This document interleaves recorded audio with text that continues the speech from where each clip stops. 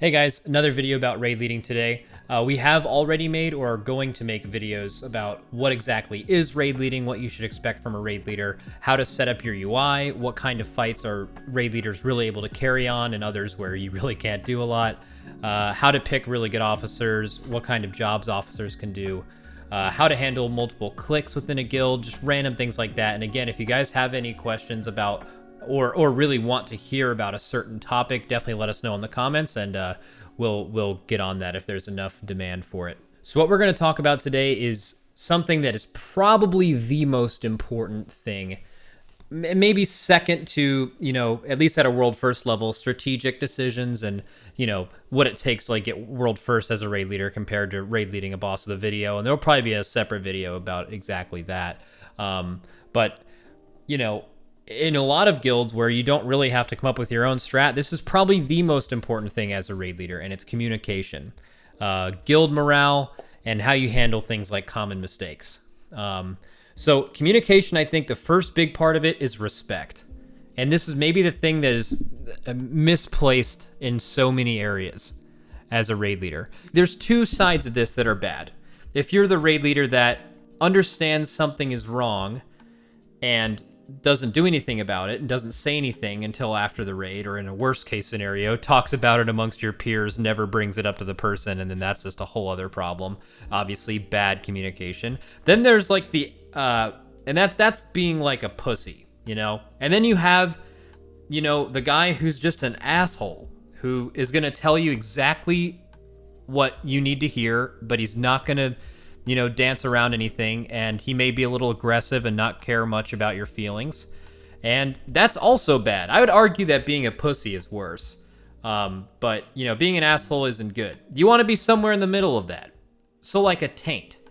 Obviously, if you are communicating to someone exactly what they need to hear, and you respect them, they know that you respect them, and they respect you, it's fine.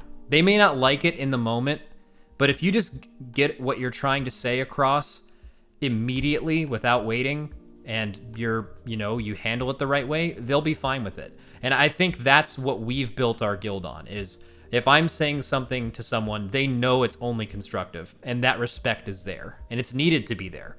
If the respect isn't there, how does it go across? I mean, you could relate this to so many things, like a job. Like, let's just say you're working at a random office job, and you have a supervisor named Gerald, right? And Gerald used to have your job, and now he's your supervisor, but he's so bad at your job, but he's supposed to supervise you. You don't like Gerald, ever. Like, anytime Gerald tells you to do something, all you're going to be thinking of is like, dude, you have no idea what you're talking about. And that's what happens when you're a raid leader criticizing someone and they don't respect you. They're like, dude, what are you talking about? And there's ways to ask if you don't know, like, hey, I want to know about this, and you can inform them. But there has to be that baseline level of respect where they understand that where they're coming from, and you've been through the same things. And if that's the case, then I think communication honestly is a lot easier, and it leads to really good morale too.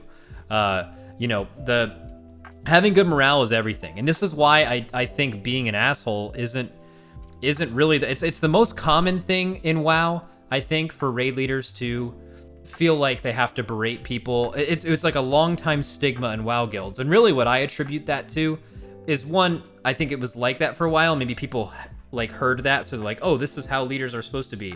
Some people are just assholes. And then on top of that, it takes a lot to be a good leader. And there's a lot of people that don't have leadership skills that end up leading a WoW guild, either because they really want to, even though they're not suited for it, or because they have to make the guild still survive after maybe they lost a previous leader, or there just never was one in the first place, right? So there's all kinds of reasons why it happens. So a lot of that doesn't come natural to people, but it's all about morale. If you're going at someone, the second a good player makes a mistake, they already know.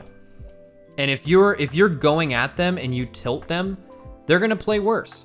If your guild stops talking and the morale's bad, they play worse. There's no scenario on earth where people are tilted and play better. And you can tell someone what they need to hear without them getting tilted. That's the goal. But also, again, back to the pussy versus asshole argument, The pussy thing is you don't tell them at all, and everyone in the raid knows something needs to be said and it's not being said, and that can ruin your morale too.